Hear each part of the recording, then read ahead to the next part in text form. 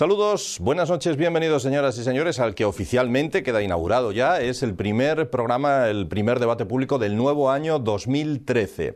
Estamos en un momento con mucha actividad social, económica, política, de todo tipo. Estamos en medio de fiestas como la Navidad, el fin de año y antes justo de los Reyes. Y además en periodo de rebajas. Hablando de rebajas, el Partido Popular y el Partido Socialista quieren rebajar el sueldo de los alcaldes a 67.000 euros. Quieren que ninguno de los alcaldes cobren más de esa cantidad. Los hay, como el de Barcelona o el de Madrid, que superan los 100.000 euros al año.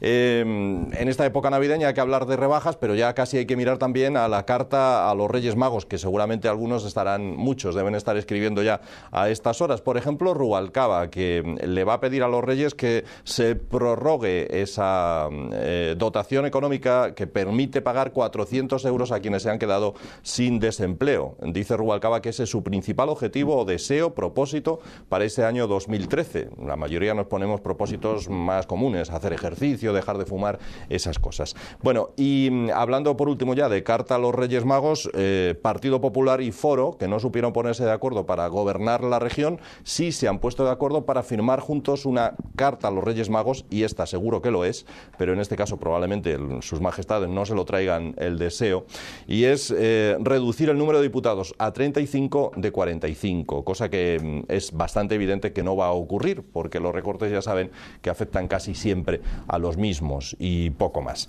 En fin, de todo eso hablamos inmediatamente en nuestro debate, en el que tenemos hoy como invitados pues a David Acera, por ejemplo, que le tenemos aquí con nosotros. ¿Qué tal, David? Bienvenido.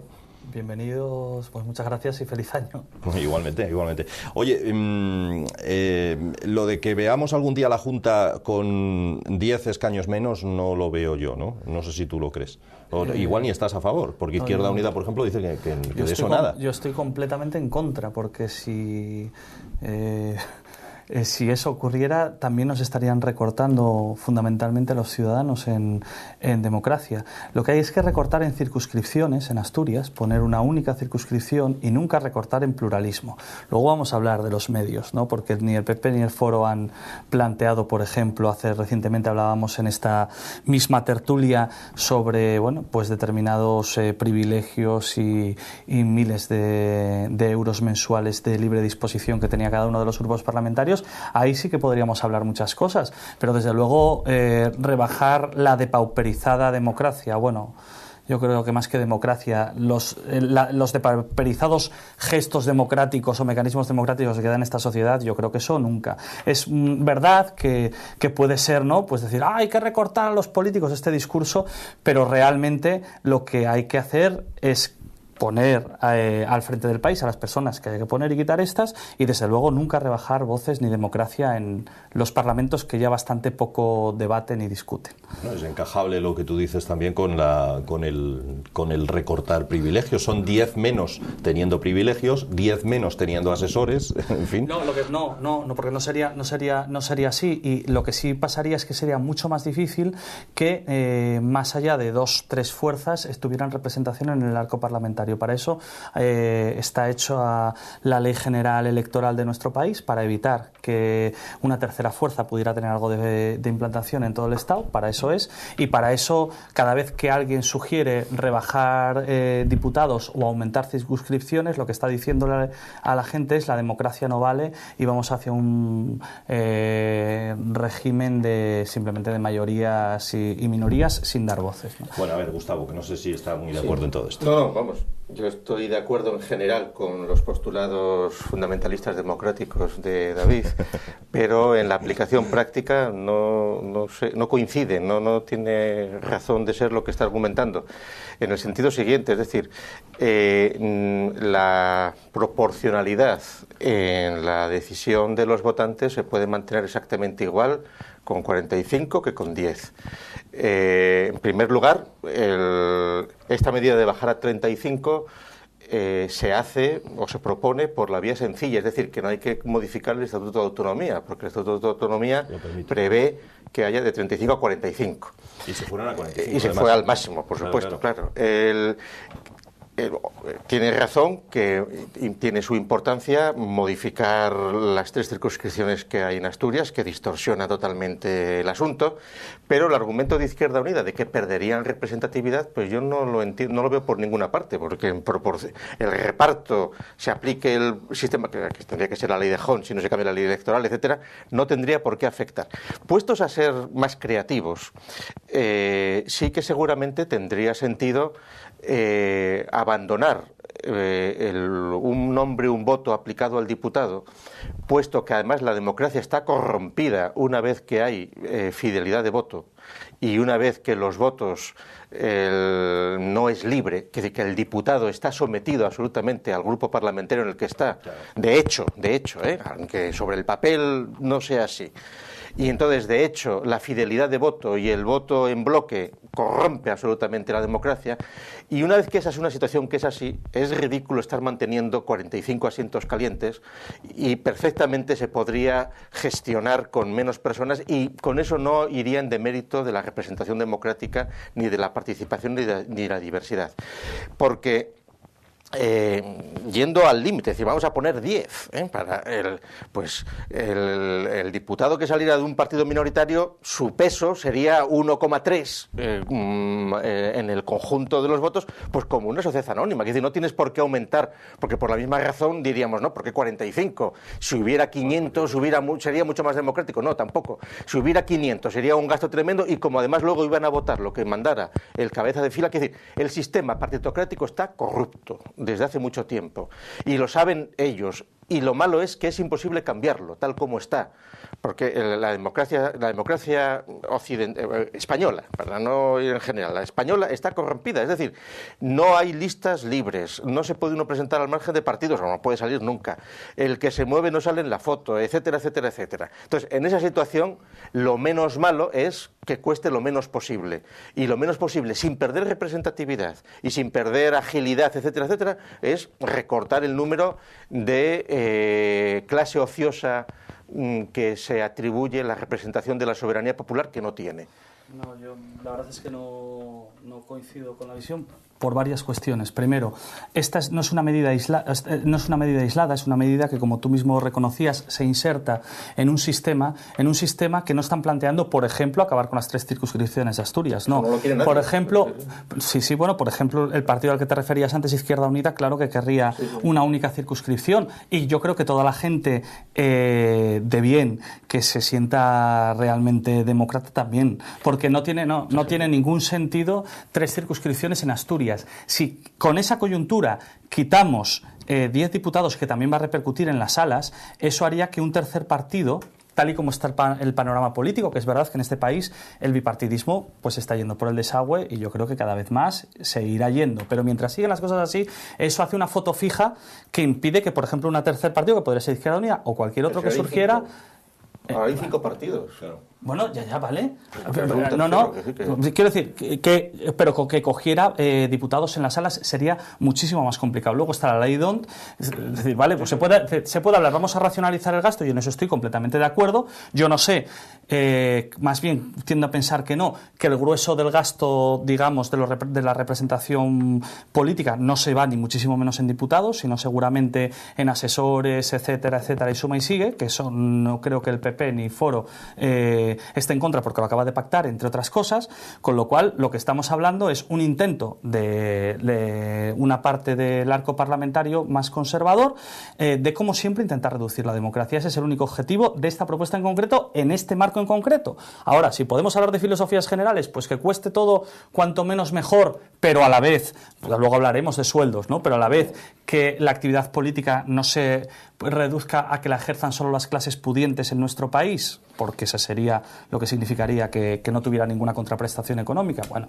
podemos hablar de todo, en general. Ahora, en lo concreto de lo que estamos hablando aquí, esta es una medida que se inserta en una realidad asturiana con 3 circunscripciones, con una ley DONT hecha para reducir la representatividad, que es verdad que porque las cosas están cambiando, pues ahora tenemos 5 voces en el Parlamento, estupendo, mejor serían 6, u otras que a lo largo de la historia reciente de Asturias, si hubiera habido una sola circunscripción, hubiéramos tenido más, y desde luego fuerzas políticas que están infrarrepresentadas. Sí, bueno, te contraargumento, es decir, ahora con la situación actual hay 5. Izquierda Unida, con la boca pequeña, dice lo de la circunscripción única, ha tenido ocasión en los últimos años de forzar con los pactos con el PSOE, donde era llave y donde han dependido de él, forzar el cambio de la ley electoral. ¿Por qué no lo ha hecho?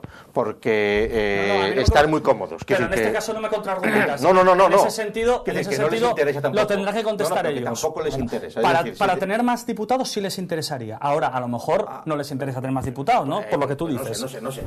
Eso yo ya tampoco. Son cosas partitocráticas. Yo tampoco. Estoy totalmente de acuerdo contigo en que es ridículo bajar de 45 diputados a 35 si luego tienes 150 asesores. Es decir, si UPyD tiene 6 asesores, pues fíjate tú qué risa. Quiere decir que cuesta más eso. Me parece perfecto que los diputados tienen que estar profesionalizados, tienen que estar dedicados, etcétera, etcétera. Pero también hay que medir cuál es el volumen y la carga de trabajo que necesita un Parlamento regional, es decir, que para funcionar. Es decir,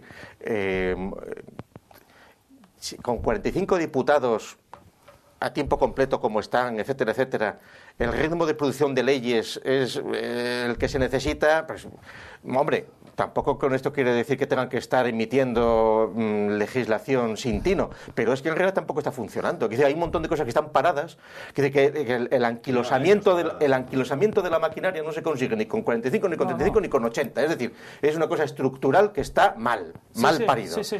Y que todo el mundo es consciente que es innecesario, y menos mal, porque lo peor sería que encima se pusieran activos y nos estuvieran ya sacando normas nuevas y entonces, pues qué sé yo, que nos ordenaran cómo teníamos que orinar o cosas así, como pasa en otros países, que hasta está arreglado que tiene que ser sentado y no de pies y cosas así. Es decir, que si tú tienes una cámara legislativa ociosa o hiperactiva, puede ser terrible. Ahora, el asunto de la circunscripción única en Asturias, eso es una cuestión trágica, que en su momento, además, quienes lo diseñaron precisamente era desde posiciones de izquierdas. Es decir, el diseño que hizo la socialdemocracia alemana de dividir en las 3 circunscripciones era precisamente calculando con error,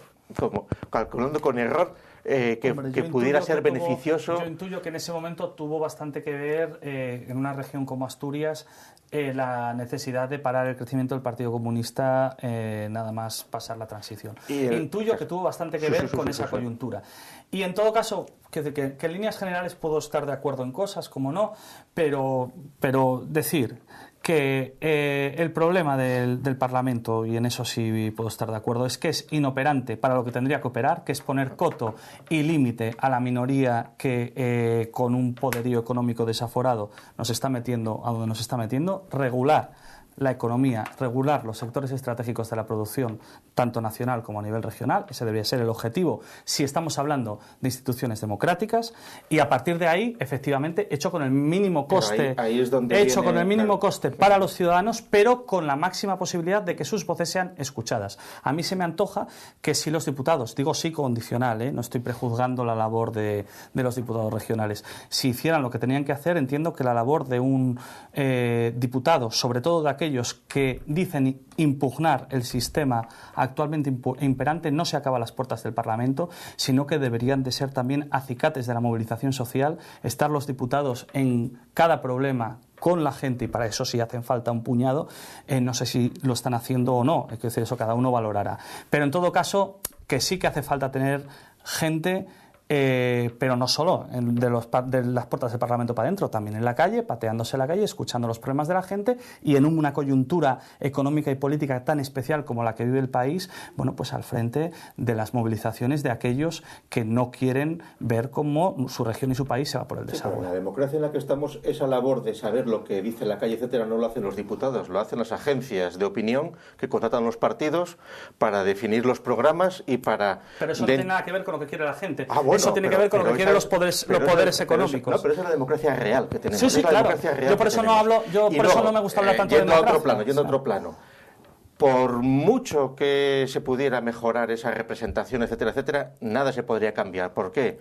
Porque la capacidad de decisión en las líneas económicas, políticas, reales, no las puede tener un parlamento de una región de 1 millón de habitantes. Es decir, aquí, porque aquí nos podemos poner estupendos poniendo un impuesto a la banca o poniendo un impuesto a quien nos dé la gana y conseguiremos que se vayan los bancos o conseguiremos tener que repostar a León. No, porque ese argumento es muy peligroso. Hombre, no, pero si es que es así. Por lo siguiente, porque esa es la misma argumentación que se utiliza, pues por ejemplo, para que a nivel del Estado tampoco se pueda hacer nada, porque claro, se van a otro lado.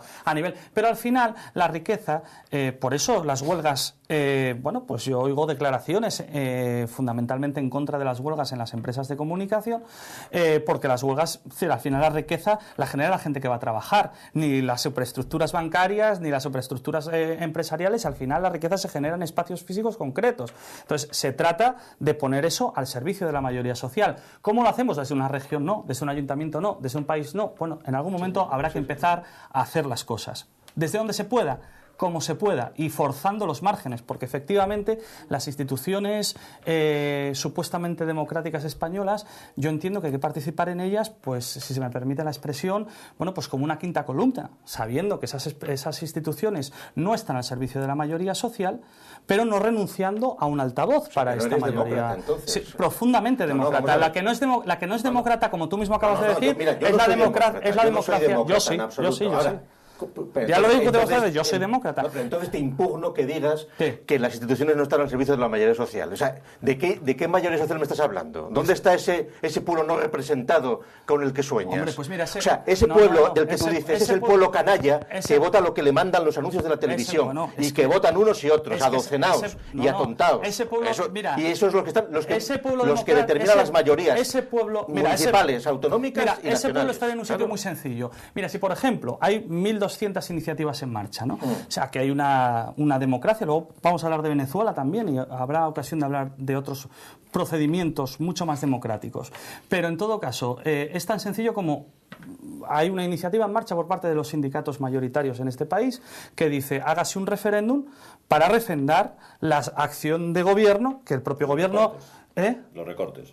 Los recortes, que el propio gobierno no lo presentaba en su programa electoral. Es decir, a ver qué opina la gente, si está de acuerdo o no con esa acción de gobierno. Tan sencillo como eso. El problema es que esta democracia formal sí que va acompañada de otra serie de mecanismos generadores de opinión y además si a eso le sumas el recorte en educación, subordinar el sistema educativo a la producción, que no es más que subordinarla a la minoría que posee la mayoría, pues efectivamente hay muchos mecanismos de manipulación de esa mayoría. ¿Y el Parlamento están elegidos democráticamente, sí o no? El Gobierno y el Parlamento están elegidos en un procedimiento de votación. ¿Democrático, sí o no? Bueno, yo creo que podría ser mucho más democrático. No. ¿Cómo más democrático? Pues por ejemplo, sí, de la siguiente manera. Por ejemplo, hablando... No, es que tú no eres demócrata. Es decir que vamos a ver, no me fastidies. Yo te digo, oye, tú sé lo que quieras, hermano, yo te digo que soy demócrata. Yo te digo... No, te digo... me has hecho una pregunta y no me dejas responderla. Mira, yo sí que entiendo que, por ejemplo, primero con la reforma de la ley electoral, eso lo primero, que de eso además creo que estamos de acuerdo.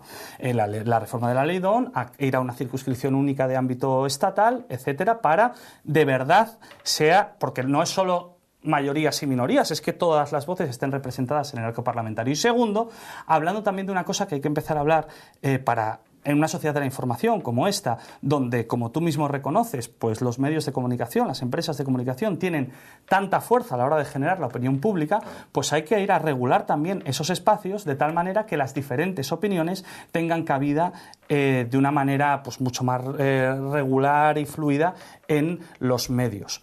Porque hay en ocasiones, cuando yo veo otros tertulias, debates y demás, pues donde entiendo que, por ejemplo, incluso este espacio es un oasis en medio de muchas otras televisiones en cuanto a pluralidad.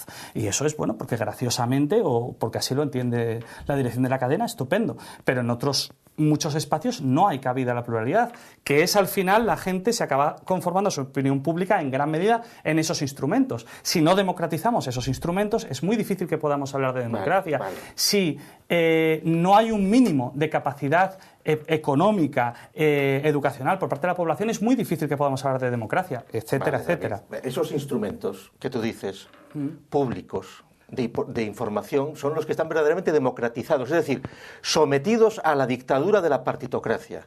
Entonces, esa televisión pública autonómica, la prensa burguesa, que está absolutamente dependiente de la publicidad institucional, y entonces son correas de transmisión de lo que el poder de turno. Los medios públicos de televisión están mediatizados por unos consejos donde están democráticamente representados, nombrados por el Parlamento, etcétera. Eso es el triunfo de la democracia, y el triunfo de la democracia es tener al público atontado para ir a votar cada 4 años más. Esa es la democracia en la que tú crees y en la que estamos. No, pero entonces me estás hablando de algo metafísico, me estás hablando de una democracia que no existe. Yo te hablo de la democracia realmente existente, o sea, la que estamos aquí en España. Vamos a ver, bueno, si tú lo que dices es que la democracia es lo que tenemos en España, pues en ese sentido yo no me identifico con lo que hay en este país.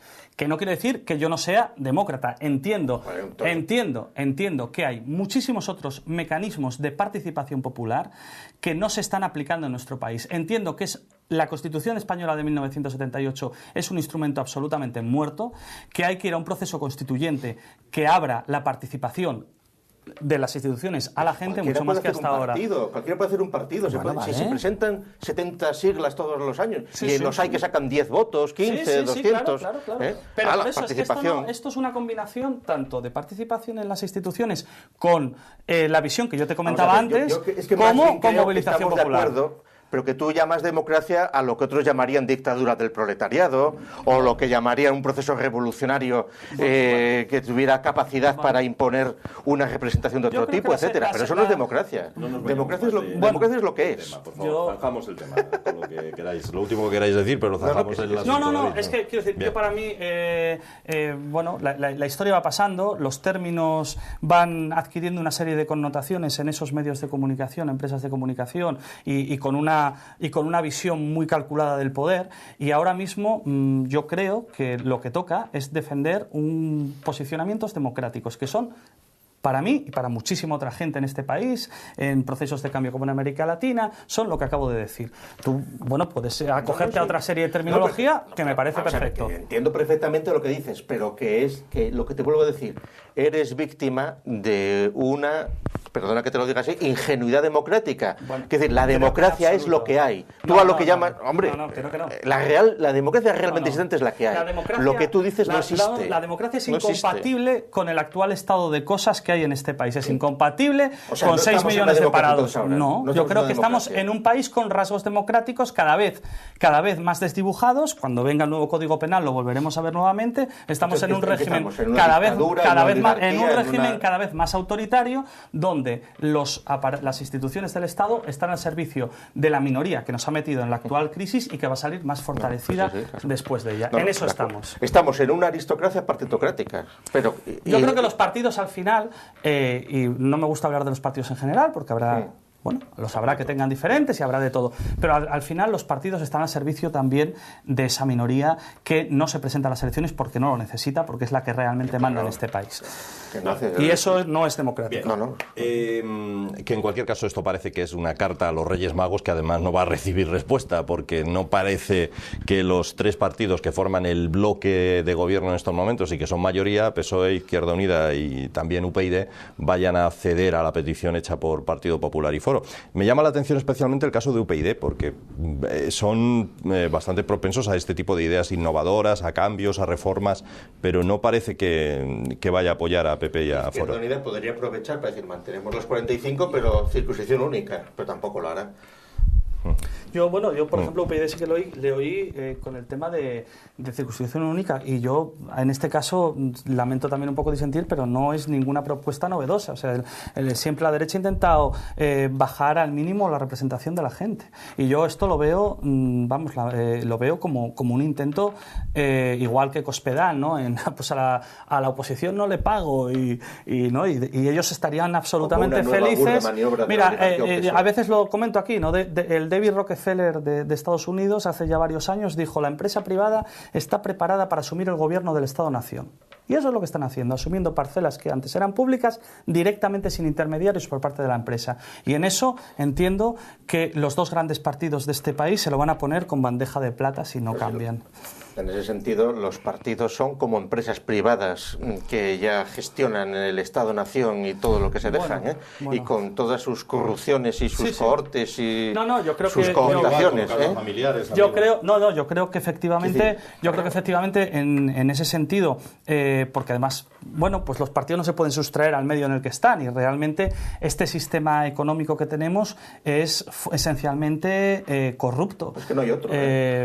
Habrá que construirlo. Porque el ser humano que ha sido capaz de poner a alguien en la luna, digo yo, y que además ha sido capaz de generar una tecnología capaz de alimentar 6 veces la población con la que ahora cuenta la Tierra, debería de ser capaz, de hacer estas cosas. En la historia se han hecho intentos y ahora vamos a estar en otro momento decisivo en nuestro país en un muy corto periodo de tiempo, donde también habrá que volver a ser audaces y a pensar en el conjunto de la humanidad, en el conjunto de este país.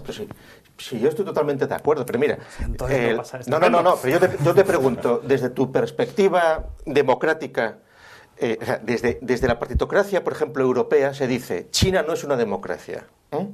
¿Tú lo consideras una democracia o no? A China, por ejemplo. Yo creo que China tiene en estos momentos graves déficits de participación popular o democrática, llámalo como quieras, sí. Sí, o sea que... No, creo que tiene graves déficits. O sea, tú pones el énfasis entonces en la participación. ¿En qué? Yo pongo el énfasis en China hay 9 partidos. Hay 8 partidos democráticos que suman 500.000 militantes y hay un partido que tiene 60 millones de militantes. Entiendo, y entonces pasa lo que pasa. Entiendo. Hay una representación, se renuevan, no es una dictadura. Que conozco el sistema chino. Yo, para mí, creo que lo que más van a agradecer nuestros telespectadores seguramente es que nos centremos en nuestro país, en qué opciones podemos lanzar desde aquí. Vamos a ello. Decíamos antes que llegan las rebajas. Partido Popular y PSOE discuten con el nuevo año 2013 recién iniciado cómo limitar el sueldo de los alcaldes a 67.000 euros, cosa que no le va a hacer ninguna gracia a alcaldes como los de Barcelona o Madrid, que prácticamente doblan ese sueldo. El de Oviedo se libra, el de Gijón parece que también, porque andan por ahí, en torno a los 60.000 euros de sueldo anuales. Lo cierto es que llevamos 4 años de crisis. Por el camino, 6 millones de parados, además de otras muchas cuestiones francamente lamentables, como los desahucios, etcétera. Y hasta ahora, hasta el 2013 ya, no se ha propuesto siquiera algo que parecía tan evidente, y es que el sueldo tenga un límite. No se lo puede poner el Pleno o el propio regidor en cuestión sin límite ninguno. David, sobre esta propuesta y sobre esta discusión que se está haciendo. Pues yo, el sueldo están hablando de limitarlo a 67.000 euros anuales. Eso es mucho, poco. A mí me parece desmesurado. Creo que, por un lado, como comentaba antes, hay que asegurar que todo ciudadano pueda dedicarse a la cosa pública, y eso se asegura dando un salario digno. No lo sé, podríamos calcular que es un salario digno en este país, pero desde luego no un salario que nos coloque en una realidad social diferente al de la mayoría de la población española, y este sueldo nos colocaría sustancialmente en otro lugar.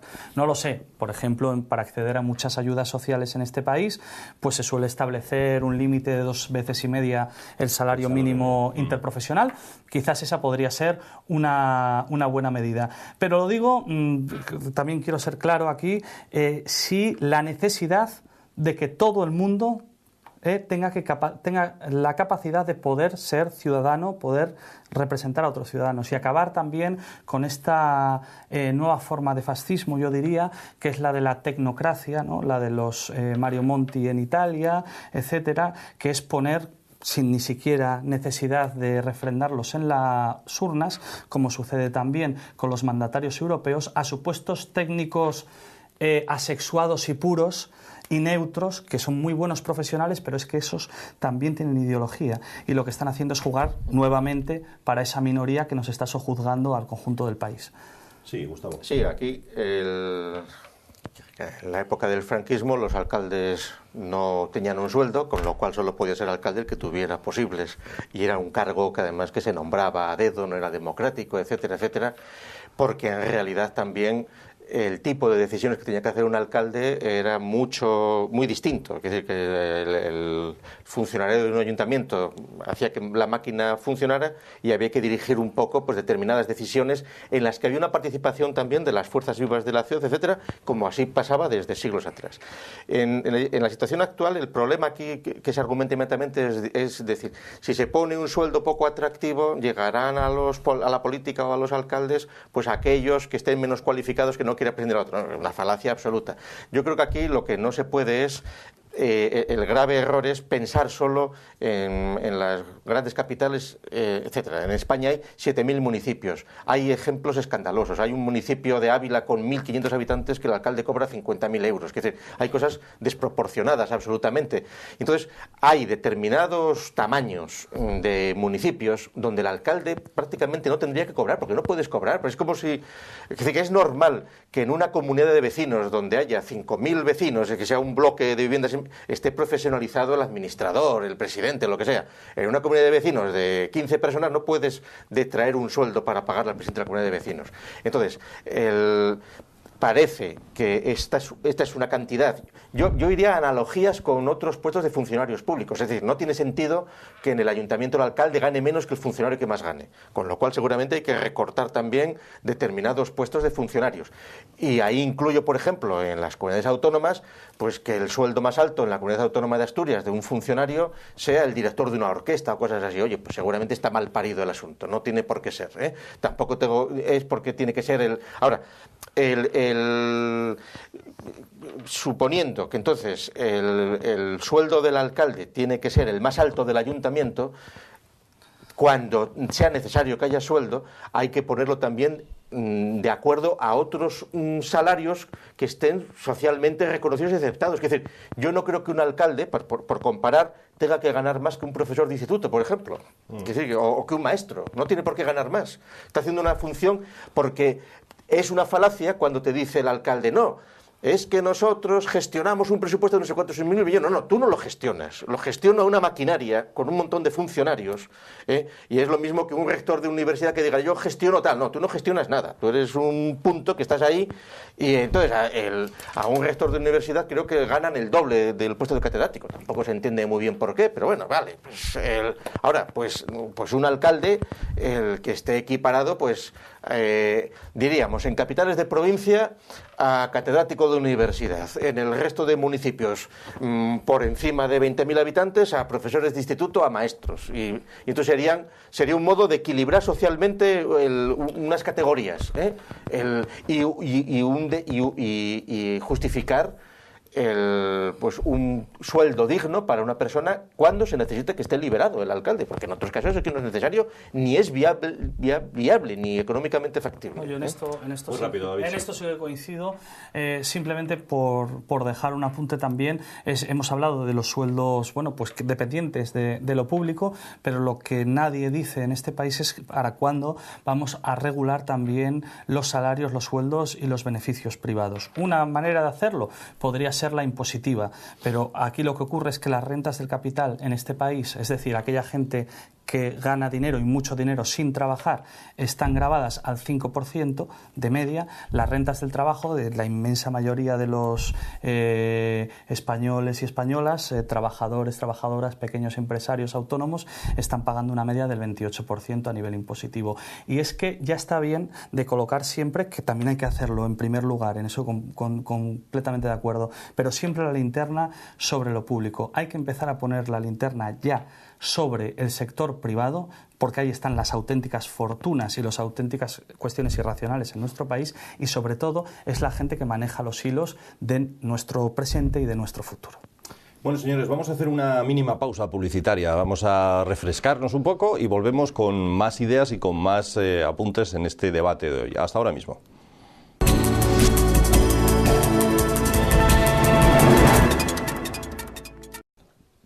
Bueno, aquí estamos de nuevo en la segunda parte de nuestro debate público de hoy. Ya decíamos al principio que estamos en un momento de mucho movimiento social, económico, en rebajas, navidades, todo eso que confluye en esta época del año. Una tradición más en estas navidades, como en cualquier otra, es saber quién es el primer niño que nace en el 2013. En el caso de Asturias ya saben que ha sido una niña y subraya hoy la prensa un hecho curioso, y es que de los primeros niños que nacieron en el 2013, la mayoría de los padres de esos niños son padres, tanto el padre como la madre, que están en el paro.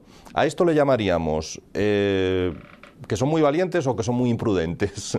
No sé exactamente, porque traer un hijo al mundo y encima estando en el paro ya es complicado, ¿no? Bueno, ya lo es, ya es costoso, pero si encima estás en el paro, no digo que ellos sean los culpables de ello, evidentemente, pero a ver, es que, David. No sé, seguramente me acuerdo ahora, hablando de un poco de humor negro, ¿no? De uno de los últimos artículos de mi amigo Masi Rodríguez en La Nueva España, donde está hablando un matrimonio y tal, y decía, no, es que mi bebé cagaba por encima de sus posibilidades. Bueno, hay ciertas cosas que efectivamente, bueno, pues el derecho a crear una familia pues es algo que no debería de ser ni siquiera opinable ni negociable. Yo a la gente que está en paro, pues decirle que mucho ánimo, y si tienen hijos, mucho ánimo también, que sigue siendo esta una sociedad con recursos, y sobre todo este es un buen momento para enseñar a nuestros hijos, yo creo que una de las cosas más importantes, por lo menos para mí, que es a ser ciudadanos,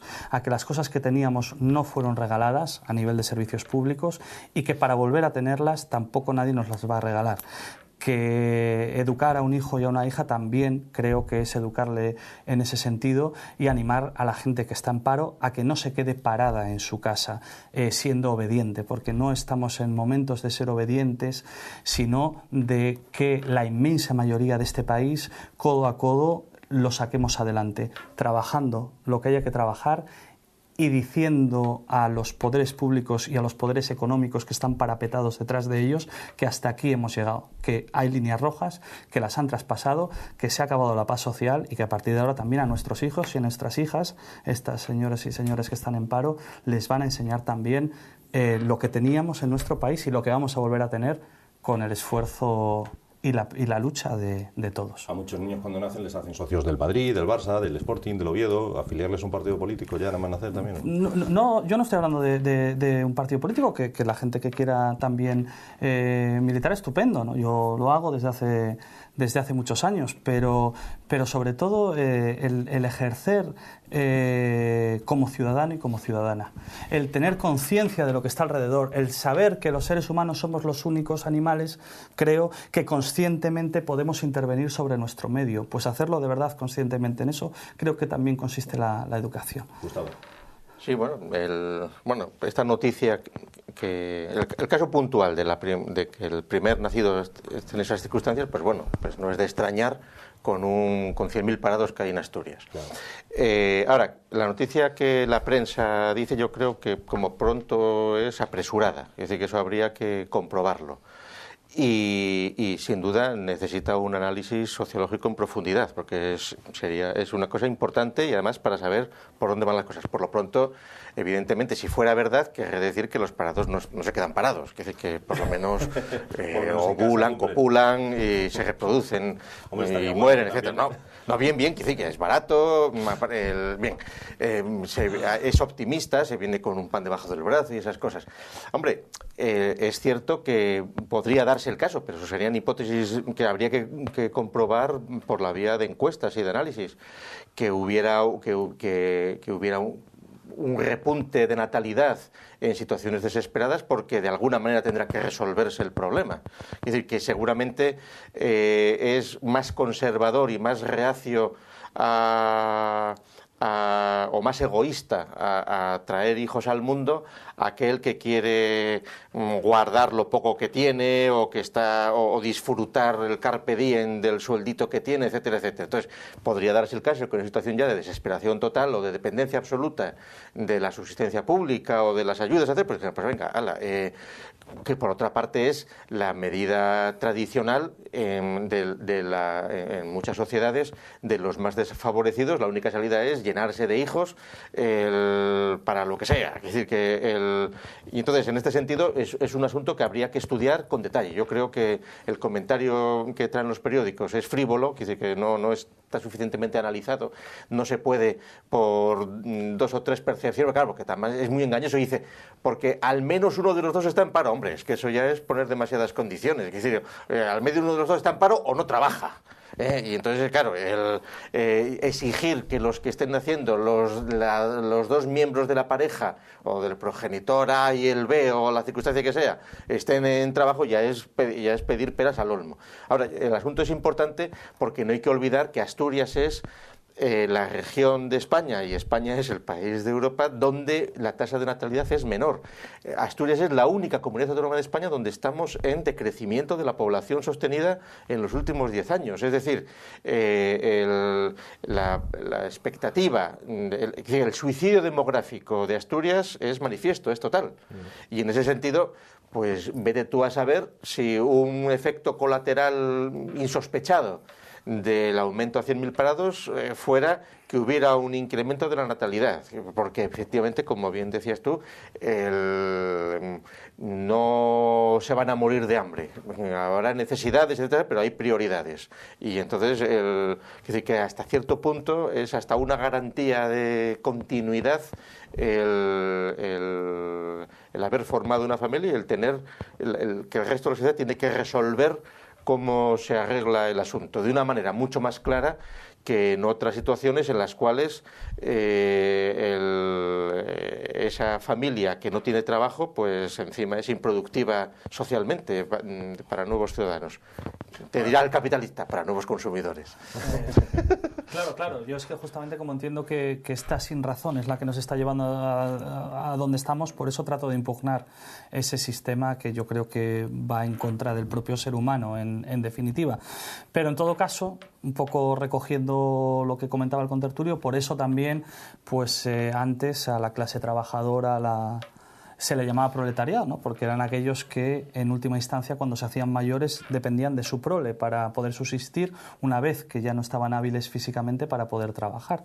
De ahí viene ese término. Y realmente los que dirigen este país, de verdad, a pesar de que se llenan la boca constantemente con el paro y hay que acabar con el paro, etcétera, etcétera, lo que quieren es que volvamos a estar en esa coyuntura. Yo realmente me pongo pues bastante enfadado cuando veo a los dirigentes tanto políticos como por ejemplo de la FADE, a Díaz Vigón, hablando en este comienzo de año y tan preocupado por los parados. Realmente lo que quieren es un gran ejército de parados, como ya lo hay en este país, para poder depauperizar sus condiciones laborales hasta límites insoportables. Es el objetivo, es el objetivo de este, es el objetivo de esta crisis. Mira, no seas tan simple. Mira, un malvado capitalista explotador que tiene sus negocios, sus tiendas, lo que quiere es que haya consumidores que le gasten mucho, o sea, no... Y pagar lo mínimo posible a sus trabajadores. No, tampoco, tiene que pagarles, es decir, que eso era antes, hombre, tiene que pagarles para que consuman, ¿qué más? Es decir, es como suponer que los empresarios quieren expulsar a sus trabajadores, no, el empresario sin trabajadores deja de ser empresario, es decir, que no, es un equilibrio. Entonces, por esa vía de argumentos, hace 100 años estaban de moda los argumentos, pues, de aquellos naturistas catalanes sobre todo, que pues ahora, el año 11, hace 105 años o así, que el argumento era no hay que traer hijos al mundo, porque el modo de cambiar la situación de explotación es que la Iglesia no tenga nuevos clérigos, que los ejércitos no tengan nuevos soldados y que los explotadores capitalistas no tengan nuevos trabajadores. Moraleja, huelga de vientres. O sea, cinturón de castidad. Como entenderán los espectadores, no estoy llamando una huelga de vientres. No. Y en todo caso, yo creo que para comprobar o no la veracidad de mis palabras, yo creo que la gente solo tiene que mirar a su alrededor o escuchar a, por ejemplo, responsables del Banco Mundial hablando sobre la situación en Grecia, cuando planteaban que la solución y la salida para este país, que es la misma que para el nuestro, es hacerlo a los niveles que hay en Rumanía, tanto a nivel salarial, etcétera, que estamos hablando de 250 300 euros. Y ese es el objetivo. Ahora la propia reforma laboral, que lo único que ha hecho ha sido traer más paro, lo que sí ha permitido es acabar con gran cantidad de convenios colectivos ya existentes para depauperizar más las condiciones, que no son, yo no digo que sea el objetivo, desde luego, del empresario, por así decirlo, que se monta un trabajo, se monta una empresa para hacer lo que él sabe, lo que ella sabe, y bueno, pues aquí se hace, aquí se hace, no, y para trabajar también y levantar el país y demás, pero estamos hablando de los que defienden los intereses de la gran empresa, que no son profesionales de nada, que no saben hacer otra cosa que poner su dinero de un lado para otro, y esa gente, desde luego, que es lo que está haciendo y a eso se está dedicando en nuestro país, y lo podemos mirar con las bajadas salariales, etc. Porque si fuera así, lo que estaríamos hablando, si estuvieran interesados en tener más consumidores, como tú dices, y entrando en esa lógica, lo que estarían haciendo sería repartir el trabajo que hay, acortar la edad de jubilación para que más gente pudiera trabajar, y están haciendo justo lo contrario. Los efectos, yo no sé lo que ellos desean cuando se toman un colacao por las mañanas, y hablo de la gran empresa y de sus grandes representantes, no lo sé, serán personas bondadosas con sus mujeres, hijos y lo que sea, pero lo que sí sé es que el efecto de sus medidas económicas van a ser, y ya lo están siendo, una bajada generalizada de los salarios en nuestro país, una subida galopante del paro, y cuando se vuelva a generar paro, se va a hacer bajo unas condiciones propias de comienzos del siglo XX. Ese es su objetivo, o por lo menos sus medidas van a provocar eso. Y no soy rapel, pero no hay más que sumar dos y dos. Totalmente, pero de eso somos responsables absolutamente todos los ciudadanos que toleramos esa situación, incluyendo los sindicatos, que son incapaces de poner en marcha empresas cooperativas donde no se produzcan esas situaciones, los partidos, que son unas inutilidades absolutamente en este sentido, etcétera, etcétera. Es decir, aquí nos creemos que porque hay representación, democracia y sindicatos, ya todo viene sobre hojuelas. No. No hay industria, no hay emprendedores, ni en Asturias ni en España. Está desarbolado. Ahora, los débiles mentales que nos dirigen, de izquierdas, de centro y de derechas, son todos liberales y son todos defensores del libre empleo de las empresas, un suicidio absoluto. Lo que sucede aquí es, decía que del proletariado, no hay que olvidar que, por ejemplo, San Escribá, en Camino, aseguraba que el matrimonio es para la clase de tropa y no para el Estado Mayor de Cristo. Y entonces lo que sucede seguramente es que hay una pérdida de Estados Mayores de Cristo y que ahora el personal quiere ser clase de tropa, lo cual está muy bien, porque esos hijos que nazcan ahora serán los que seguramente, sobre las cenizas de todos nosotros, que estamos ya corrompidos y arrumbados, podrán regenerar de nuevo lo que quede, si es que es suficiente. Porque también podría suceder lo siguiente, que los 10.000 kilómetros cuadrados de Asturias o el 500.000 de kilómetros cuadrados de España, pues dentro de 100 años pues tenga que ser sustituida la población totalmente degenerada pues por el equivalente a una provincia china, pues que aquí se organicen y organicen una sociedad que funcione y que sea eficiente. Bueno, nada, muy rápido. Yo no coincido con la visión tal cual la planteas de mis conciudadanos, de mis vecinos y de mis vecinas que tú das. Si en una cosa puedo estar medio de acuerdo, es que yo creo que la responsabilidad fundamental que tiene la mayoría social de la situación actual es no haber sido suficientemente ciudadanos, en el sentido pues más republicano del término, más democrático del término, de haberse preocupado más por la polis, por las cosas que le rodeaban, y haber delegado en unos supuestos representantes como que la democracia, que por eso digo que no vivimos en una democracia, porque en nuestro país parece que la democracia es un ejercicio de votar cada 4 años. ¿Tu democracia llamas al paraíso terrenal o al futuro ideal? Yo democracia llamo a la participación continuada y lo más amplia posible de los ciudadanos en la cosa pública. Eso para mí es la democracia. Y lo que digo es que fundamentalmente los ciudadanos lo que han sido, y la mayoría social, los trabajadores, lo que han sido es desde luego pues durante los 90 pues bastante pasivos con los recortes que ya nos venían haciendo en la época de esplendor. Entonces estamos desde luego a tiempo de decir hasta aquí hemos llegado, de tomar nuestra mayoría de edad cada uno y cada una y ser sujetos activos del cambio y de revertirlo. Yo más que pasivos han sido cómplices, es decir, aquí en todo el proceso de reindustrialización y de cierre de la industria española y asturiana, los sindicatos y los trabajadores han sido cómplices con las prejubilaciones, con los dineros, etcétera, etcétera, no pasivos. Es decir, coge el dinero y corre. Se han conformado con desmantelar absolutamente el tejido. Vamos a ver, los de coge el dinero y corre han sido los Díaz Ferranz, han sido los botines, han sido el resto de la gente. Lo que se ha limitado a sus derechos laborales, a sus derechos burgueses. Y es a intentar conseguir unas condiciones mínimas de vida para ellos y para sus hijos de funcionarios de una situación decaída. Y eso es algo digno y decente. Ahora bien, dicho eso, creo que no ha sido suficiente lo que han hecho y que además de preocuparse por esas cosas que son esenciales, porque son las que necesita un ser humano para vivir con dignidad, hay que preocuparse también de lo que se está haciendo con el país en términos generales. Y en ese sentido sí que es verdad que se han cometido errores, pero cuidado, porque muchas veces empezamos, todo el mundo tiene la culpa, todos somos no sé qué, y el resultado que logramos con nuestras palabras es la pasividad total y el no hay nada que hacer. Y hay muchas cosas que hacer. Vamos a ver, mira, bueno, estará dada. Hablamos en Asturias, donde hay más pensionistas que trabajadores. Entonces esa es la clave. Es decir, el sistema ha logrado adormecer a sindicatos, a trabajadores, a revolucionarios, todo lo que quieras, toda la palabrería, se fue todo por palabrería, aburguesándose en rentistas. Entonces ahora la mayor parte de los profesores son rentistas. Vamos a ver, por favor. Y rentistas que además con el sobrante... Vamos a ver. Que la gente tenga derecho a jubilarse. Y en la medida en que cada vez... la revolución, Perdón, en la medida en que cada vez somos capaces de producir más con menos esfuerzo, pues normal que la gente también... ¿Quién es capaz de eso? ¿Los chinos que están trabajando 20 horas diarias? No, la teoría.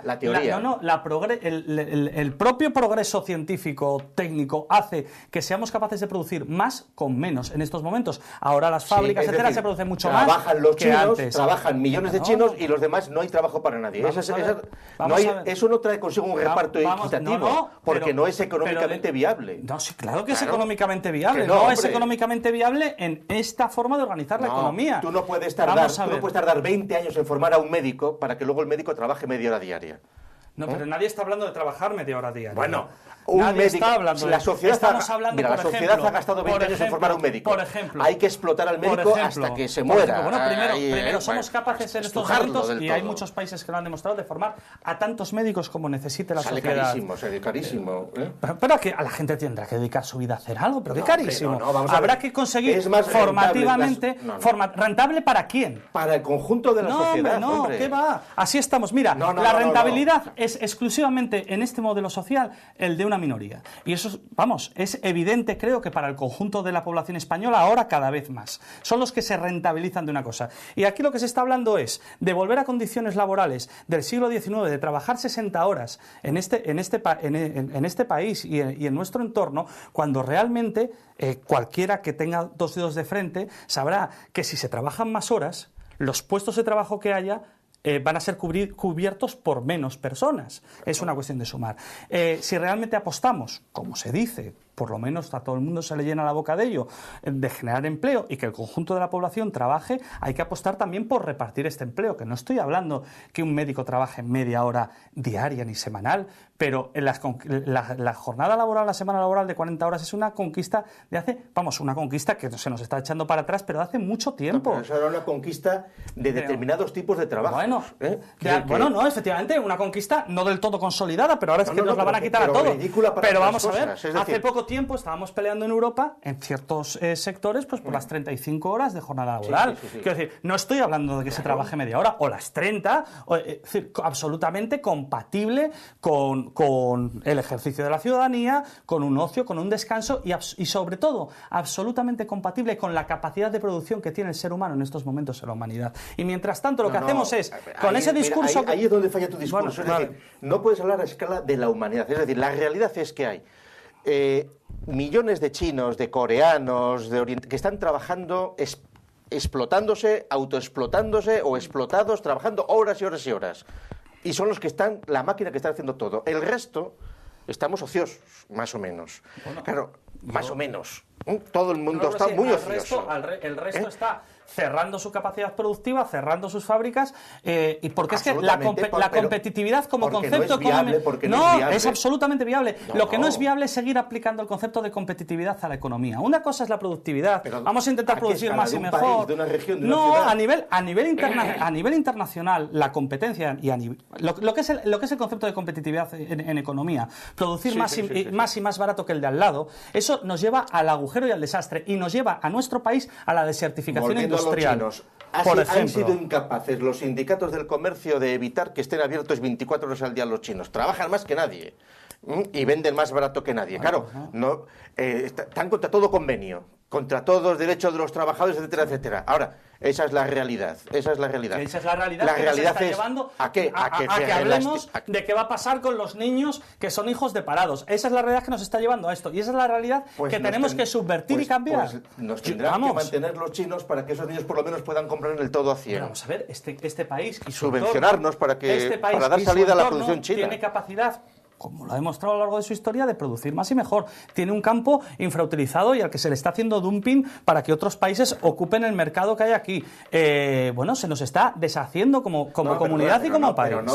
Pero no porque hay una maldad, sino porque nadie quiere trabajar ahí. Es decir, ¿por qué razón en el último concurso de escanciadores de sidra la mitad de los escanciadores de sidra no eran asturianos? Solo tienes que escuchar a la gente del campo asturiano hablar cómo muchísimas empresas de otras partes de Europa están vendiendo por debajo del coste de producción y cómo ellos son incapaces de sobrevivir porque les cuesta más el pasto de las vacas que lo que obtienen por litro de leche. Y es que eso no es que nadie quiera vivir la dureza. Hay gente, es verdad, que los agricultores es una profesión muy dura, también muy vocacional, y hay mucha gente que quisiera vivir del campo como sus padres y sus madres. Con 100.000 parados en Asturias, ¿no es sorprendente que la mitad de los escanciadores que ganan el concurso sean sudamericanos? Que me parece muy bien, No sé si son sudamericanos o asturianos de adopción o ya hijos de inmigrantes. ¿Qué quieres decir?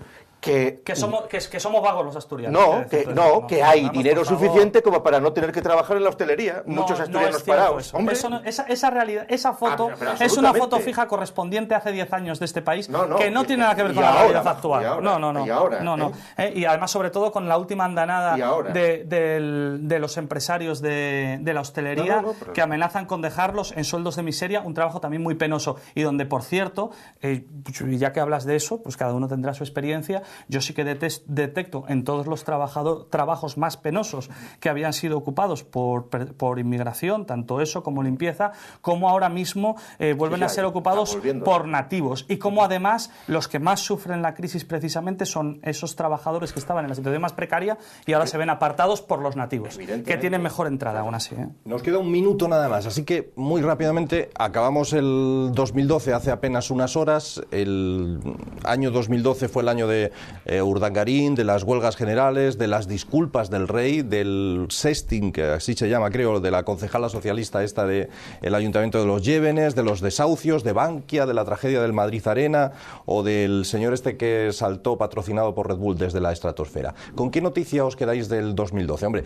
yo entiendo que David probablemente a ver al rey diciendo lo siento mucho, no volverá a ocurrir, da cierto morbo, ¿no? Ver a un rey tener que pedir perdón o no. No, a mí yo reconozco que lo que siento cuando un país supuestamente moderno pues sale, lo que siento es pena de mi país, que siga estando todavía representado, aunque sea institucionalmente y demás, por una figura como la que nos ocupa. Fundamentalmente siento mucha tristeza.